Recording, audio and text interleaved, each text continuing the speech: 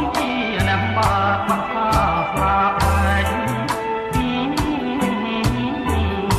នៅលើមេឃមានតែមកទេចង់ទៅណាបងជួនទៅព្រាមចង់ទៅរៀមឬក៏កងកង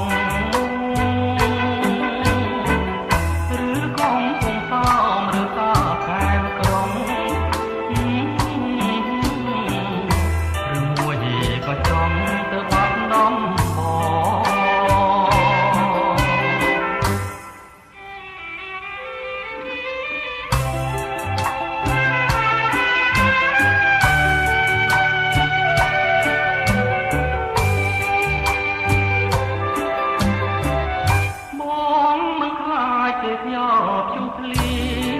ង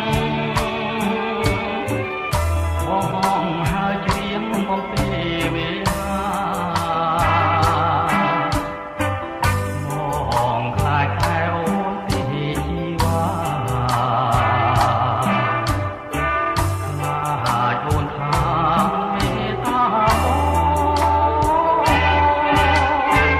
ឆ្លើយមួយម៉ាត់មកណាពីសេ